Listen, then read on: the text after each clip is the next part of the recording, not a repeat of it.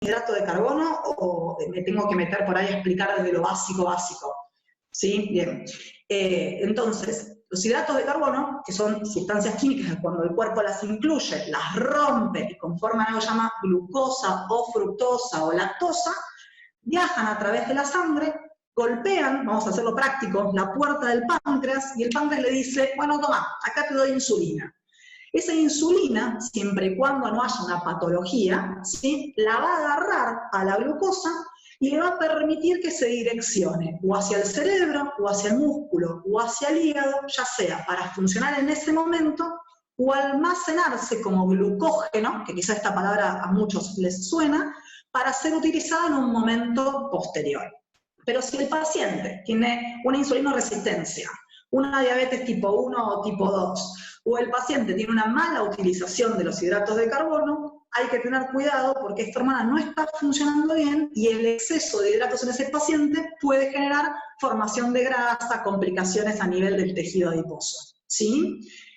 Hormona tiroidea, una hormona que se localiza en una glándula que está cerca del cuello, ¿sí?, que regula toda la economía, no solamente las funciones que todo el mundo conoce, como que el paciente, como estoy engordando, debo tener problemas de tiroides, esto es bastante común escucharlo.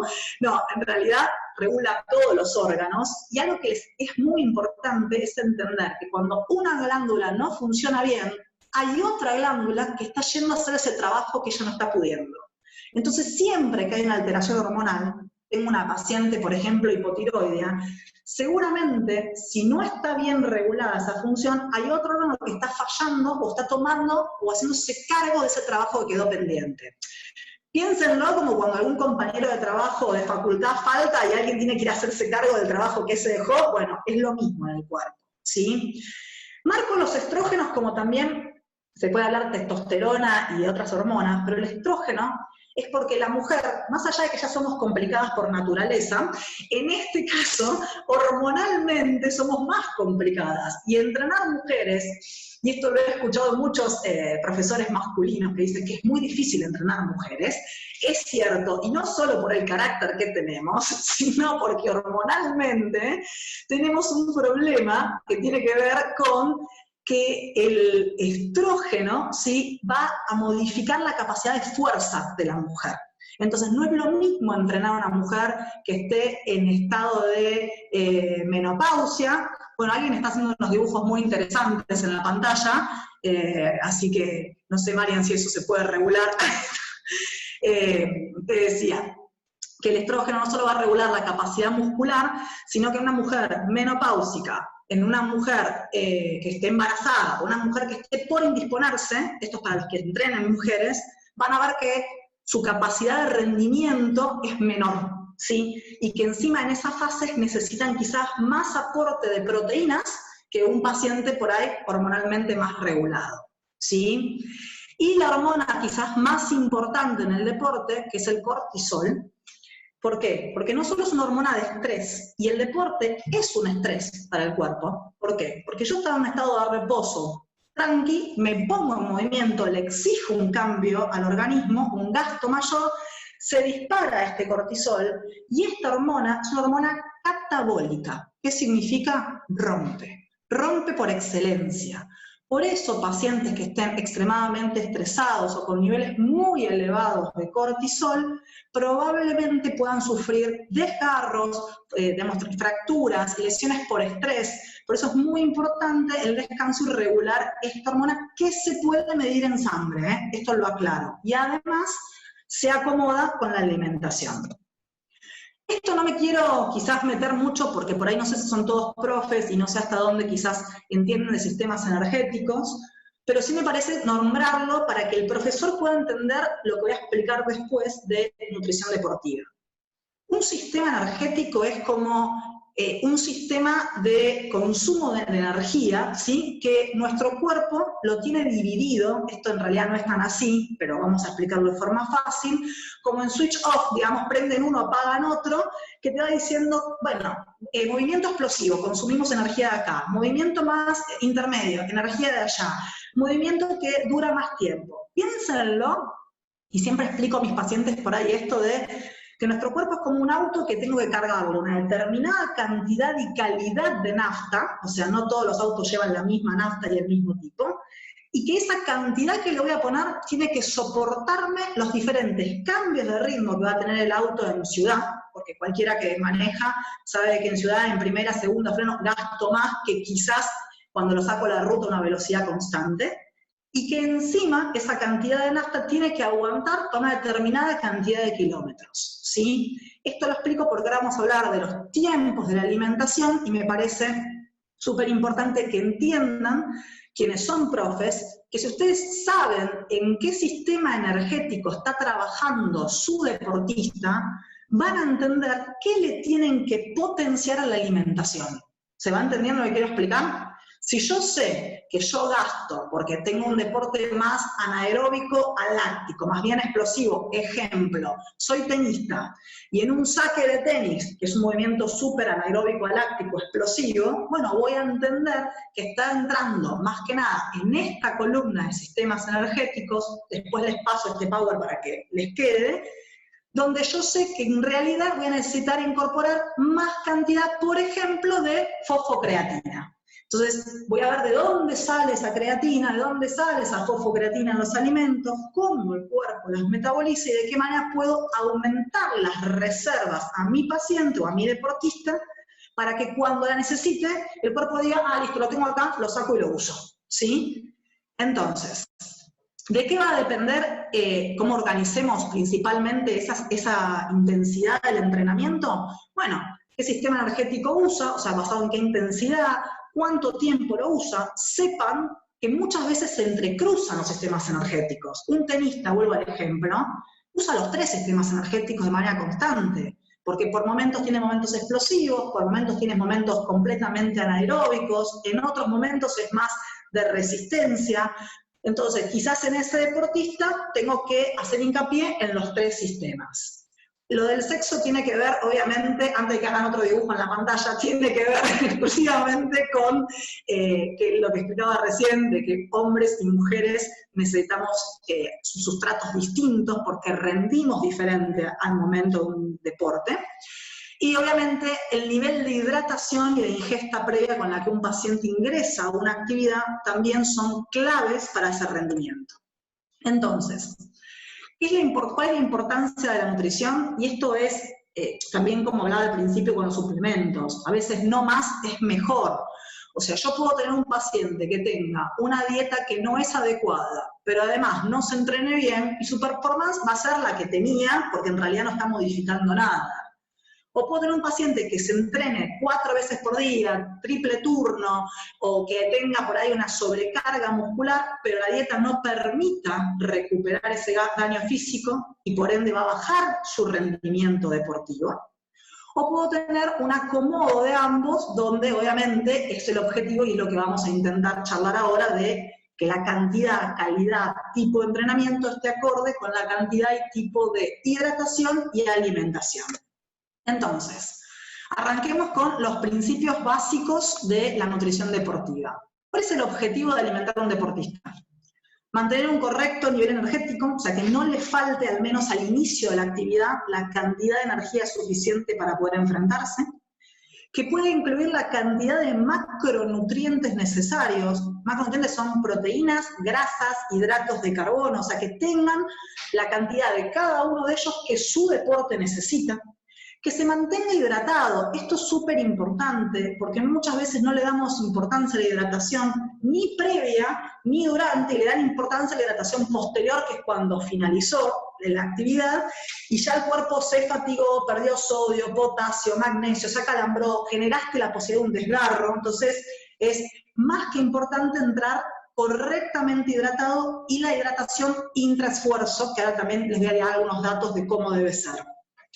Y el plan de alimentación estratégico, individual y obviamente que va a tener que ver con esto de lo individual, lo que hablábamos recién, lo que yo haga no le va a servir quizás a cualquiera de ustedes porque somos composiciones físicas distintas y obviamente evaluar la posibilidad de una ayuda ergogénica o algún suplemento.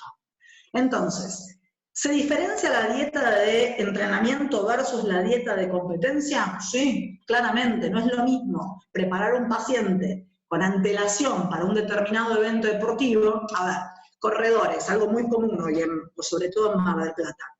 Entonces, ese paciente sabe que en noviembre, Dios quiera y esperemos que así sea, tienen por ahí algún evento como la carrera de Mar del Plata, y bueno, entonces tienen que preparar su alimentación y su entrenamiento, pero como quizás la intensidad de entrenamiento es mucho más dispar que la del día de la competencia, se van a variar algunos conceptos. Hay días quizás que son más intensos y hay días que son más tranquilos. Eso también va a variar en cuánto, cómo y qué.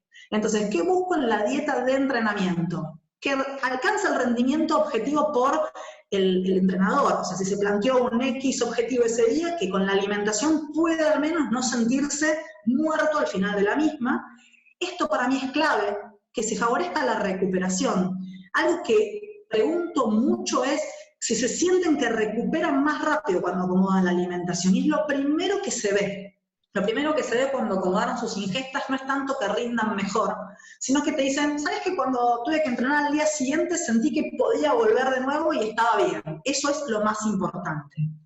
Mejoras en el sistema inmunológico. Esto es clave. Un paciente deportista que se le disminuye o se le afecta el sistema inmunológico por déficit de vitamina D, calcio, hierro, vitamina E o macronutrientes, se enferma. Un deportista enfermo es un deportista que no entrena y por ende todo lo que estamos hablando no va a tener sentido. Y obviamente que vaya habiendo una adaptación fisiológica a la carga, esto es tanto para ustedes como para los que nos dedicamos a la nutrición deportiva. ¿Y qué pasa con la dieta de competencia? Esto es clave. La dieta de competencia modifica su timing en función de las posibilidades, porque no es lo mismo un deportista que haga una actividad bajo techo, o un futbolista, un jugador de rugby, o una persona que haga, por ejemplo, running, o que haga kayak, o que haga ciclismo, porque algunos no tienen ni la posibilidad de incorporar alimentos intra-esfuerzo.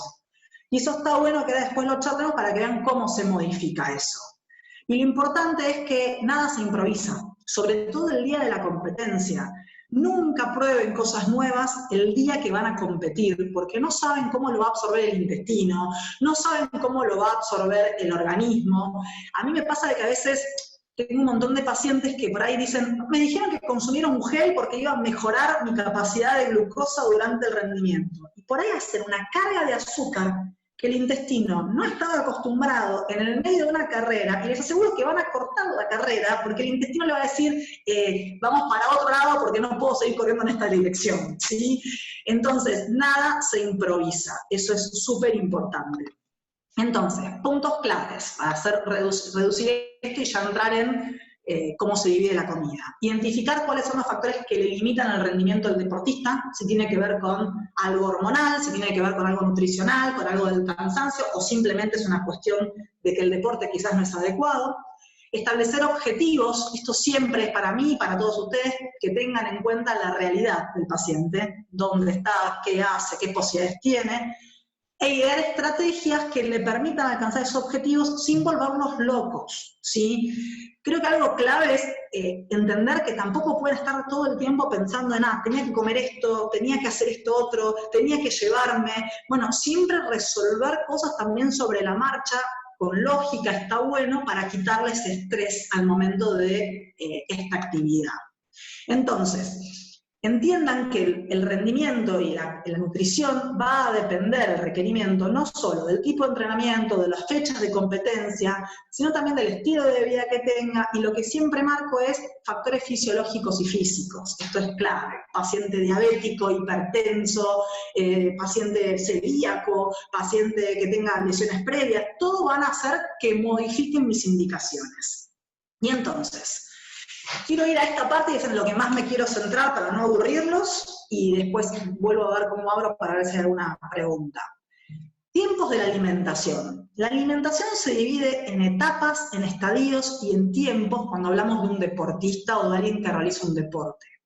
Y esto tiene que ver con lo que yo decía recién de, si yo voy a sacar el auto mío a la ruta de acá, no sé, a Buenos Aires, y pretendo salir con el tanque de reserva que me quedó, lo más probable es que tenga que frenar a corto tiempo para parar en función de servicio y volver a cargarle nafta de nuevo, o que si no le revisé el agua o el aceite como correspondía, que en algo se pueda llegar a romper. Bien, Nuestro cuerpo tiene algo que se llama homeostasis, que es capacidad de adaptación. Y eso significa que, aunque yo no le haya dado lo que necesitaba para poder hacer esta actividad correctamente, de algún lado lo va a sacar. El tema es que no lo saque de lugares que nos puedan generar una complicación. Porque cuando yo digo que lo va a sacar de algún lado, no se va a ir a buscar lo que a todos nos gustaría, que decís, bueno, ya que no tenés energía, anda a buscar a la grasa, que es lo que quizás más tenemos en reserva. No, porque es lo que más le cuesta, lo que más energía necesita gastar, y tras que no estaba bien alimentado, bien recuperado, te dice, y no, yo voy a ir a lo más fácil.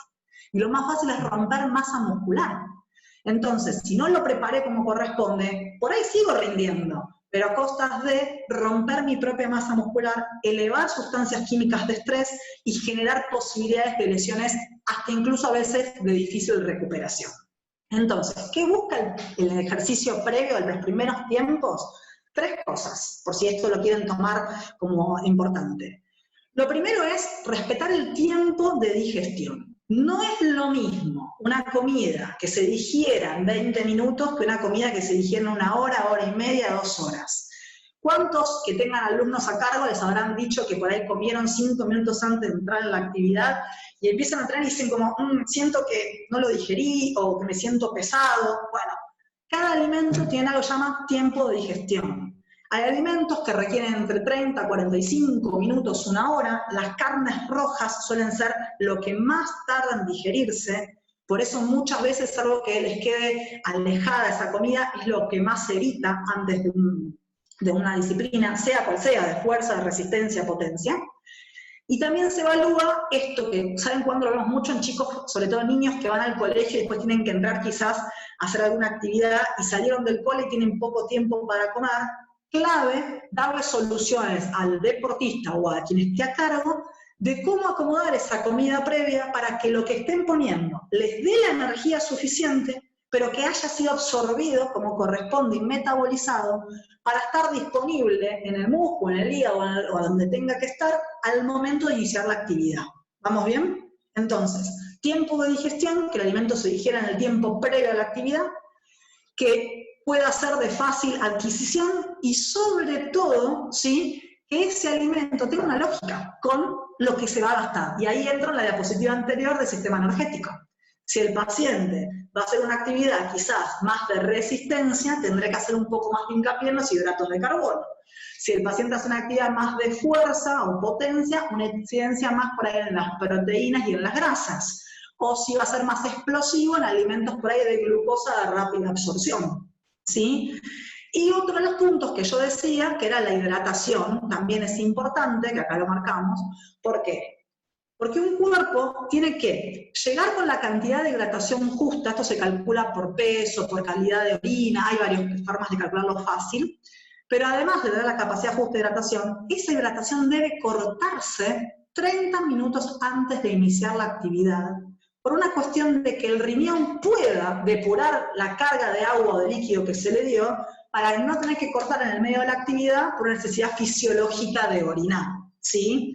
Y además, esto que yo acá marco como aminoácidos, carnitina, creatina, que si bien son algunos suplementos que se suelen usar mucho previo a la actividad, lo mismo, va a depender de la carga de aminoácidos, de creatina o de digamos, proteínas que el paciente ya tenía, para ver si hace falta suplementarlo antes o no. ¿Qué pasa en el durante? El durante es clave, incluso lo que sea de la hidratación recién. Hay ejercicios que según la intensidad que tengan van a generar un consumo de nafta mucho más rápido que otros, ¿sí? Entonces, según el gasto energético que ese deporte o esa disciplina necesite, quizás tenga que iniciar con las frenadas de la estación de servicio, por llamarlo de una manera, quizás antes que en otras disciplinas. Normalmente se calcula que en deportes aeróbicos de alta intensidad, a partir de los 30 minutos, 45, todo lo que le di antes, ya se empezó como a utilizar y tengo que empezar a reforzar nuevamente. Entonces, ¿qué es lo que le voy a dar? Y acá hago la salvedad del tema de los hidratos de carbono.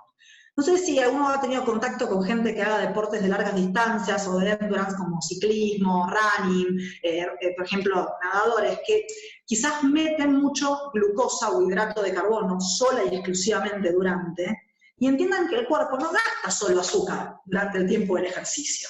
Gasta azúcar, gasta proteínas, gasta sodio, magnesio, potasio. Entonces, es muy importante que además de entender que hay que incorporar alimentos o sustancias que reemplacen ese alimento, tienen que ir variando las cargas de azúcares y de sodio, potasio y demás, ¿para qué? Se regule la función de la insulina y también la función de la presión. Muchos deportistas fallan porque tienen hipotensiones o porque hacen síncopes, porque se les bajó la reserva de sodio en sangre o no estaban bien hidratados y piensan, ah, se le bajó el azúcar. No, probablemente perdieron sodio porque no lo compensaron, ¿sí? Formas de incorporar alimentos durante, teniendo en cuenta el concepto anterior de que necesitamos que el alimento se digiera rápidamente, alimentos semisólidos, ¿sí? O líquidos, perdón, semilíquidos o líquidos. Quiere decir que ya estén casi consumidos desde afuera. ¿Para qué? Para que el cuerpo no pierda tiempo en el proceso de masticación y digestión, sino que inmediatamente logre como metabolizarlos rápido. Ejemplos, por si quieren tener algunos, además de las famosas geles, gomitas, frutas en estado maduro, sin hoyuelos y sin fibras. Se pueden utilizar también pedacitos de barritas de cereales, pero que tengan más bien cereales blancos y no cargados en fibras. Se pueden usar maní natural, se puede usar maní tostado, se puede usar líquido. ¿Sí? Muchas veces te dicen, no, mira, me es más fácil tomar líquido y que el mismo bebida tenga sodio, potasio y glucosa. Para eso existen las bebidas deportivas, ¿sí? Incluso hay formas de prepararlas de forma casera que más o menos colaboran. El tema es, ¿cómo tomo ese líquido durante la actividad? Y acá voy a dar un ejemplo bastante, digamos, absurdo, pero fácil de entender, que es que el estómago tiene una tapa abajo, que se llama píloro, que se abre con mucha facilidad. Y es como cuando se les tapa el inodoro y tienen que tirar un baldazo de agua para que circule. Si yo le doy una sobrecarga de líquido, esto de, bueno, tengo sed, medio litro de golpe, ¿sí? ¿Qué hace ese píloro? Se abre y todo ese líquido, antes de ser absorbido, pasó al intestino. Y el intestino se vio saturado con la incapacidad de absorber, y si encima tenía glucosa o sodio esa bebida, lo más probable es que generemos una diarrea osmótica o dolor de panza o pasemos imposibilidad de digerirlo, haya que cortar la actividad pero por molestias físicas. Entonces se toma a sorbos cortos esa bebida, o hay estudios que determinan que con el simple hecho de humedecer la boca, o sea, enjuagar y escupir, también alcanza, no de la misma manera, pero sirve igual. ¿Y qué pasa en el después? Hay varios mitos del después, el de la ventana anabólica, el de si tengo que cargar proteínas inmediatamente dentro de los 40 minutos, cómo tengo que dárselo. En realidad también depende del tipo de entrenamiento anterior, pero lo que hay que cargar después, primer foco en hidratación. Yo después les voy a dejar anotado una técnica de cómo calculo cuánto líquido perdí, fácil, para poder ver cuánto líquido hay que seguir tomando a lo largo del día. Después, empezar a cargar lo que ya sabemos que la actividad perdió. O sea, si mi actividad era alta en gasto de hidratos de carbono y proteínas, voy a hacer foco en hidratos de carbono y proteínas, y lo voy a dividir, al menos así lo manejo yo, en dos tiempos. Un tiempo de recuperación rápida, que es dentro de la primera media hora, que ahí sí me baso en algo de glucosa y algo de líquido, ¿sí? Y formas de absorber proteínas de rápida absorción, porque la proteína naturalmente como macronutriente lleva mucho tiempo de digestión. Por eso también hay suplementos que se pueden usar, como los aminoácidos, las whey protein o la creatina, para poder recuperar ese daño de manera como rápida, como tirar el primer, cuestión de tapar ese agujero que se generó. Y después está el tiempo de recuperación más tardío, que es el que tenemos que seguir hasta las próximas 3 o 4 horas, que todavía las hormonas del cuerpo siguen en alza y afectando, donde tengo que seguir redistribuyendo las cargas principalmente de carbohidratos y proteínas para volver a foja cero el metabolismo y poder después continuar con la rutina normal de cada paciente. Entonces, ¿cuáles son las metas? Esto lo hago rápido, lo que dijimos recién. evaluar qué cantidad de energía necesita y obviamente cómo se la voy a dar, ver si el objetivo del paciente es un entrenamiento por peso o por composición corporal, adaptarse a los procesos de recuperación también, evaluar la hidratación y el consumo de algún sustrato energético durante la sesión de entrenamiento, practicar las estrategias que se vayan a utilizar durante el entrenamiento y no en el momento de la competencia, la suplementación y la comida durante el entrenamiento también se entrena, ¿sí? Porque aparte, algo que a veces pasa es que no están acostumbrados a llevar comida o hidratarse durante y les resulta hasta engorroso, les altera la técnica de ejecución del deporte, entonces también se entrena el comer durante la actividad. Cubrir los requerimientos extras que pueden llegar a surgir, ¿sí? De algunos nutrientes, intentar disminuir el riesgo de lesiones, esto que digo, ante la falta de micronutrientes, como principalmente magnesio, zinc, hierro, calcio, se puede generar lesiones de fracturas por estrés, calambres, desgarros, o sea, eso es importante evaluarlo, ¿sí? El uso adecuado de suplementos, ¿por qué? Porque a veces también esto que acabo de nombrar, sobre todo hoy que salió esto de mejorar el sistema inmunológico, yendo a buscar sustancias químicas externas, salió todo el mundo a comprar vitamina C, vitamina D, calcio a las farmacias. Igual, hay gente que ya tiene un nivel de esa sustancia química en sangre correcto, y la sobrecarga tampoco es bueno, porque el cuerpo lo que no necesita de alguna manera va a tener que eliminarlo. Entonces voy a sobrecargar los sistemas de desecho, intestino, riñón, hígado, o sea que también ojo con el sobreexceso de estos suplementos. Alimentación saludable a corto y largo plazo, no solo para la competencia. Bueno, siempre en deportes de competencia les intento que se vayan acercando al peso que van a necesitar semanas antes y no tener que recurrir a condiciones extremas como la deshidratación, laxantes, diuréticos que lo hacen, ¿sí? Para poder llegar a ese peso por una cuestión de no haberlo preparado con antelación. Y obviamente que puedan disfrutar de esta conducta alimentaria y instalarla con una técnica de vida, ¿no? Esto de, no, bueno, yo para competir me meto en una dieta cetogénica y la verdad que la estoy pasando re mal, pero es para, bueno, no tiene sostenimiento en el tiempo. Y eso es lo que uno tiene que buscar, que hagan algo que además de acercarse a sus objetivos, les permita que se sostenga en el tiempo.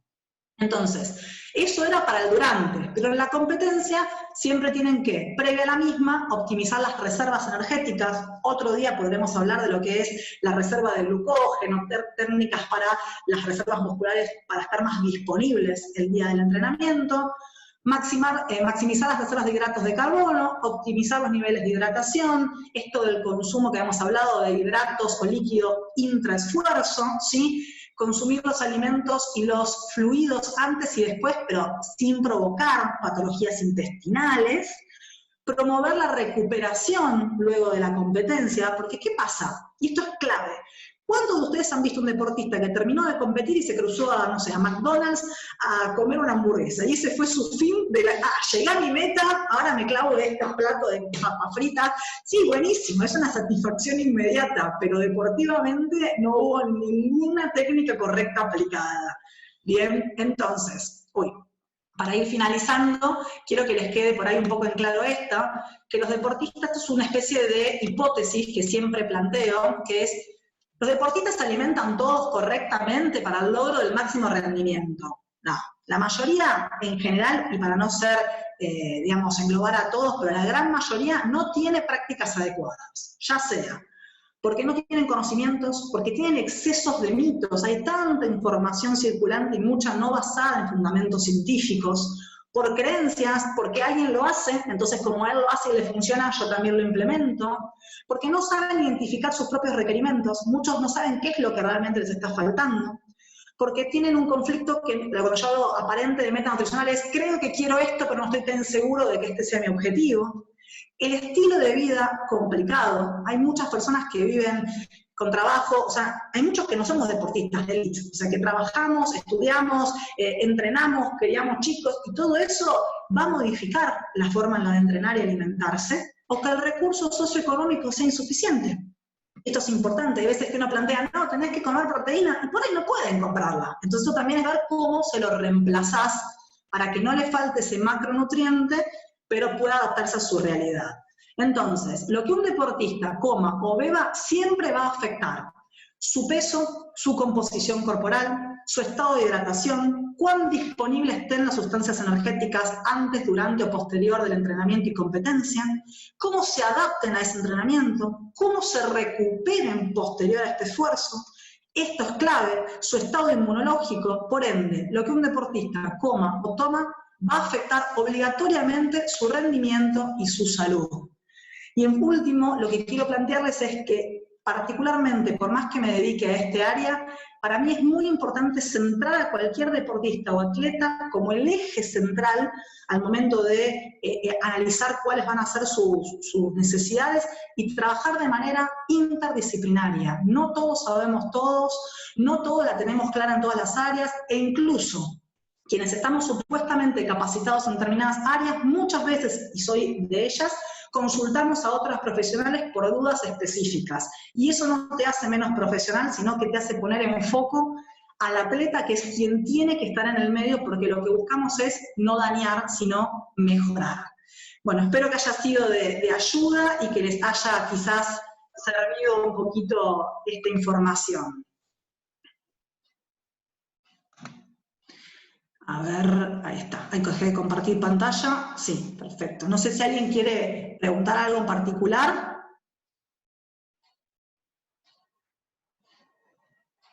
Lo perdí a Mariano. Gracias. Sí, yo tenía una consulta. Decime. Quería consultar cuánto proteína debería consumir alguien que quiere promover hipertrofia o quiere agrandar su masa muscular. ¿Sería algo del 0,8 por kilo o cómo se hace la medición? Bien, en realidad hay diferentes tablas que determinan la cantidad de proteínas que un paciente puede incorporar.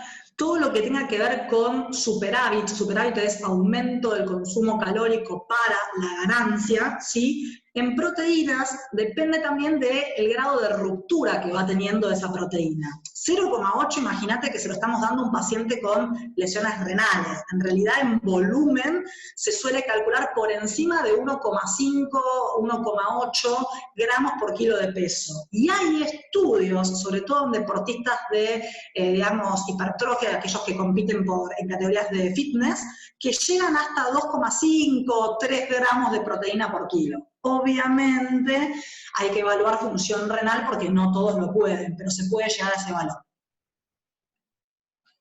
Acá me preguntan, ¿existe alguna manera de aumentar las reservas de creatina por medio de alimentación y de esa manera ampliar la cantidad de fosfocreatina? Bien, acordate que la creatina como tal es un aminoácido que de todas maneras, ¿sí? Es de muy alto peso biológico, entonces no se puede sostener grandes cargas de creatina en el cuerpo porque no nos podríamos mover físicamente por lo que pesa.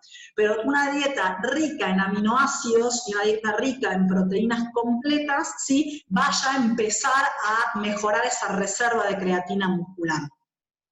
¿Podrían mostrar la fórmula de cantidad líquido? Sí, en realidad el tema de cuánto líquido deberíamos ingerir, una forma muy fácil que a veces yo les planteo es pesarse antes de iniciar la actividad, ¿sí? Evaluar cuánto pesaban antes de iniciar la actividad y hacer nota de todo lo líquido que tomaron antes de esa actividad. Supongamos que fue a la mañana temprano, me levanté en ayunas, peso, no sé, 70 kilos en ayunas, voy a intentar hacer una cuenta fácil porque como médica para las matemáticas soy un desastre, entonces peso 70 kilos en ayunas, ponele que no incorporé nada, a posterior de eso hago una infusión que tiene 200 centímetros cúbicos y me voy a hacer la actividad.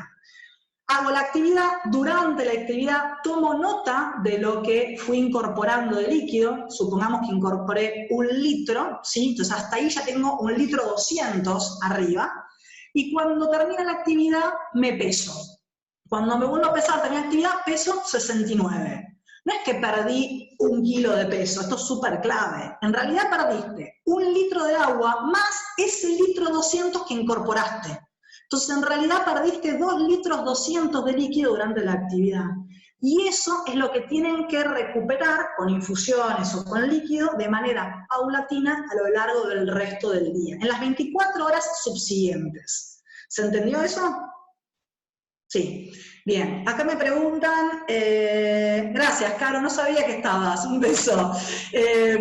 ¿La betalanina en natación se puede tomar antes o durante el entrenamiento? Bien, Eugenia, la beta-alanina es un suplemento considerado vasodilatador, ¿sí? ¿Qué es lo que hace? Aumenta los canales de flujo sanguíneo, entonces mejora, digamos, la capacidad de transportar nutrientes en sangre, ¿sí?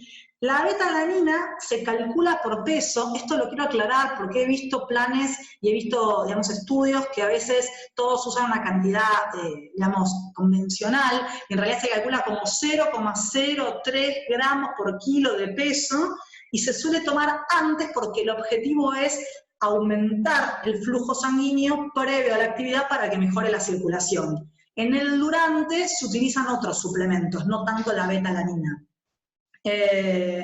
Muy claro. ¿Cómo calculamos la cantidad de creatina que se debe consumir? Candela, te respondo, la cantidad de creatina, si hablas de suplementación que se debe consumir, se calcula también por peso. Hay estudios que en realidad determinan que quizás lo ideal es poner, digamos, hacer como una reserva, una carga de creatina previa y después sostenerlo. Yo en realidad no suelo, digamos, ofrecerlo de esa manera, sino que doso primero la función renal y de creatina en sangre y suelo iniciar directamente con una creatina de mantenimiento. Y se calcula como 0,01 gramo por kilo de peso. Hay estudios que lo dividen en el antes y en el después del entrenamiento. Yo soy quienes lo dividen antes y después, pero eso también va a depender del tipo de disciplina y cómo lo necesite cada uno. Leandro me pregunta, ¿una dieta vegetariana en un deportista requiere suplementación de B12 o con lácteos y huevos alcanza? Bien, hablar de dietas vegetarianas o veganas es un tema re interesante. Voy a ir solamente a este punto, que es que el déficit de B12 es más probable en pacientes veganos que en pacientes vegetarianos, ¿sí?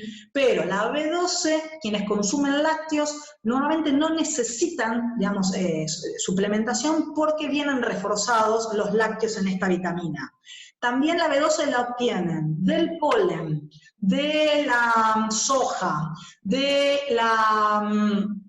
cuscús, se obtiene también de algunas semillas como el sésamo. Entonces es importante que a ese deportista se le explique de dónde puede obtener esas vitaminas cuando no las incluye de la fuente de la carne roja, ¿no?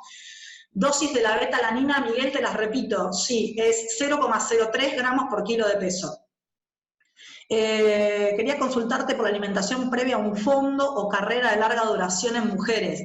Bueno, en realidad esto, Mati, que vos me decís por ahí de cómo mejorar la alimentación previa a un fondo o una carrera, es como hablábamos hoy de la distribución de alimentos. Siempre dársela con un tiempo previo de digestión, hacer una carga según el tiempo que van a tener de hidratos de rápida o de lenta absorción para que estén disponibles al momento de la carrera, y normalmente se debe cortar hidratación y alimentación 30 minutos antes de ese fondo, pero en ese paciente particular sí es importante enseñarle a hidratarse y a suplementarse con carbohidratos intraesfuerzo para soportar la demanda de glucosa que va a tener el músculo. Y la aclaración calculo que es en mujeres. Lo que más te puedo decir de mujeres es que es muy importante ver si esa mujer que está saliendo a hacer el fondo, la carrera, está o no cercana a su ciclo menstrual o está o no en menopausia, porque también la intensidad de la mujer ahí va a ser menor y quizás en esa época va a ser necesario cargar con proteínas también. Queríamos dar entrada a Gonzalo, que Gonzalo quería hacer una pregunta por audio. Perfecto, dale. Hola Romina, ¿cómo estás? ¿Qué haces, Gonzalo? Te pregunto por audio porque me iba a ser muy difícil escribirla. Vos hablaste en un momento de que hay un montón de mitos en esto de la nutrición, y al igual que en la preparación física y en el entrenamiento, hay un montón de mitos que es importante romper a través del conocimiento científico. Yo te quería preguntar, en base a lo que escuché, vos en ningún momento dejaste de hablar de los hidratos de carbono. En cada diapositiva los mencionaste, y me ha pasado de escuchar o de ver videos por redes sociales o en otros, escuchar comentarios de un cierto miedo a los hidratos de carbono, porque aparentemente se acumulan como tejido adiposo si no los utilizamos, sin embargo son una fuente fundamental para nuestro metabolismo. Y preguntarte también la relación peso-talla, que hoy en día todavía se sigue usando, no sé clínicamente, pero yo he escuchado que todavía siguen, por ejemplo, diciendo yo mido 1,70 m y peso 80 kilos, y me dijeron que estoy excedido de peso y en realidad nunca analizaron mi composición corporal. Perfecto. ¿Cómo vos nos podés orientar en base a eso? Bien, vamos por la primera pregunta, que es la última en realidad, porque es más cortita de responderte, y después voy por la primera. En relación al peso y altura, no solo se dejó de usar en deportistas, sino que creo que hoy lo usamos solo exclusivamente en nutrición infantil hasta los 3, 4 años, que nos basamos en percentilos. Pero hasta ahí te diría que es todavía óptimo, o sea, quienes tengan chicos saben que se siguen usando las tablas de percentilación para ver si el nene crece, digamos, en promedio de la media, pero hoy, sobre todo en un deportista, si el deporte no es por peso, vos dejás de lado la evaluación de composición corporal, seguramente muchos, sobre todo quienes tengan gran volumen en masa muscular, van a pesar más de lo que la altura que tienen, entonces siempre te van a dar en tablas obesos o sobrepesos. Entonces, por eso se deja de utilizar métodos reales, que digamos que son bastante certeros en cuanto a composición, antropometrías y el InBody. Después hay otros métodos de utilización, pero no son tan digamos, específicos. Incluso pasa a veces de algunas balanzas que uno compra digamos, en casas de venta de balanzas que son para el hogar, y que viste que a veces te permite poner el peso y decir, bueno, me dio un porcentaje de grasa, y en realidad es una calculadora, o sea, eso no es exacto. Y a veces me ha pasado de ver pacientes que se han pesado en el baño de la casa y me dicen, me dice que tengo un 70% de grasa. Y yo los miro, si tuvieras un 70% de grasa serías un Michelin. O sea, no, claramente no le tenemos que dar tanta digamos, importancia a esas cosas que no son tan exactas. Por eso está bueno este dato que dijiste vos, para que según el tipo de deporte ideal, antropometrías o InBodies, para ver composición corporal. Y el hidrato de carbono, sí, Gonza, hoy es bastante constante estar luchando contra esta información que surge, porque el hidrato de carbono es un macronutriente súper necesario para la formación de glucosa, formación de reservas de energía. El cerebro se alimenta pura y exclusivamente a base de glucosa, el músculo en muchas disciplinas se alimenta a base exclusivamente de glucosa. La falta de ese hidrato de carbono va a entrar a generar algo que se llama cuerpos cetónicos, que es pues generar energía a través de las proteínas o de las grasas porque no tengo hidratos, que es tóxico para el organismo. Entonces, si bien hoy hay mucho esta movida de eliminar, sí hay deportes que lo utilizan, hay planes que por ahí se suele indicar la reducción o la baja del hidrato de carbono, si el objetivo del paciente es la pérdida de tejido graso, pero prestando atención a esto que yo expliqué de la función de la insulina. O sea, la insulina, quien es la encargada de metabolizar ese hidrato de carbono, si mi objetivo es un descenso de peso, quizás en los momentos del día donde ésta funcione menos o no metabolice correctamente, porque tiene un ciclo circadiano de función, o yo ya sepa que no los voy a usar, ejemplo, en una cena, me voy a comer un platazo de ravioles, pero lo único que voy a hacer es irme a dormir, ¿sí? Y a la mañana siguiente no voy a salir a correr, probablemente con la baja de insulina de esa hora y la carga de glucosa, el cuerpo diga, sí, parte de esto lo voy a almacenar como grasa, ¿sí? Pero no por esta cuestión es que uno tenga que evitarlos o tenga que ir, digamos, eliminándolos de la dieta. Por el contrario, son sumamente necesarios e importantes, ¿sí? Bueno, acá De nada, vos. Acá me está cortando Marian, así que nada. Marian, espero que haya sido lo suficientemente claro. Obviamente esto da para hablar un montonazo más, así que bueno, espero que lo que explicamos les haya servido y cualquier cosa que necesiten, bueno, se pueden contactar conmigo, ¿sí? No, Romy, bueno, primero gracias, ¿sí? Muy bien, muy bueno como siempre. Acá te voy a comprometer, ya que están todos escuchándote, mirándote, para la semana que viene probablemente, o tal vez la otra, vemos cómo sigue esto. Vamos a invitarte nuevamente por ahí con otra temática o por ahí haciendo más foco en la parte de suplementación, que viste que es lo que normalmente empieza a salir, porque ya estamos organizando para la semana que viene otras charlas. Así que bueno, agradecerte mucho. Los que se hayan quedado con preguntas se las quedan para la próxima. Romina, bueno, los datos los pueden ubicar y si no, directamente con el teléfono de contacto que tienen mío, si Romina me da permiso, yo puedo mandarles su Sí, sí, contacto. obviamente. Y además se pueden ir juntando preguntas, como decís vos, para la próxima y por ahí basar una exposición más en mitos o en cuestiones que ahí voy leyendo un montón de preguntas que quedaron, que hay cosas que se van surgiendo y está bueno por ahí desmentir algunas cuestiones clínicas o deportivas de la nutrición. Sí. Bueno, Romy, muchas gracias, ¿eh? A Y a ustedes, que todos, tengan... muchas gracias a todos, porque otra vez se saturó la plataforma, así que estuvimos con la plataforma saturada desde hace ya mucho tiempo con 100 participantes. Así que gracias a todos y la semana que viene los volvemos a convocar seguramente con nuevas charlas.